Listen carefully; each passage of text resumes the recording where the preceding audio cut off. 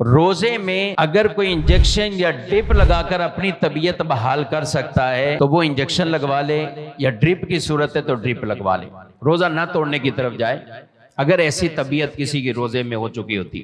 بعد کا ایسے ہونے بخار اتنا، تکلیف کوئی ایسی آ گئی یا کوئی اور مرض آ گیا، تو اگر انجیکشن کے ذریعے آپ کا روزہ بچ سکتا ہے، آپ پہنچا سکتے ہیں افطار تک، تو انجیکشن لگوا لیں، ڈرپ لگوا لیں، اس سے روزہ نہیں ٹوٹتا۔ ہمارے دارالافتاء اہل سنت کا بھی فتویٰ یہی ہے، اور بھی کئی ایسے مفتیان کرام جن کا فتویٰ یہی ہے کہ ڈرپ اور انجیکشن سے روزہ نہیں ٹوٹتا۔ البتہ بعض مفتیان کرام دوسری رائے رکھتے ہیں، وہ انجیکشن اور ڈرپ کی اجازت نہیں دیتے۔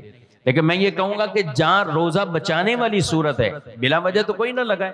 یہ تو نہیں کہ کوئی طاقت کی گلوکوز کی ڈرپیں لگوا رہا ہو روزے کی حالت میں، تو اس کو تو منع ہی کریں گے۔ مگر جہاں ضرورت ایسی آ چکی ہے، تکلیف میں ایسا آ گیا، بخار ایسا آ گیا یا کوئی اور ایسا عرضہ ہے، تو وہاں انجیکشن یا ڈرپ کے ذریعے اگر آپ کا روزہ پورا ہو سکتا ہے، آپ ڈرپ انجیکشن کی طرف جائیں اور یہ لگوا کر اپنا روزہ آپ پورا کر لیں، اس سے روزہ نہیں ٹوٹے گا۔ اور جہاں یہ بھی صورت نہیں ہے، باہر صورت وہ دوائی کھانے سے ہی معاملہ کسی کا حل ہوگا، تو پھر وہ جدا صورتیں ہیں۔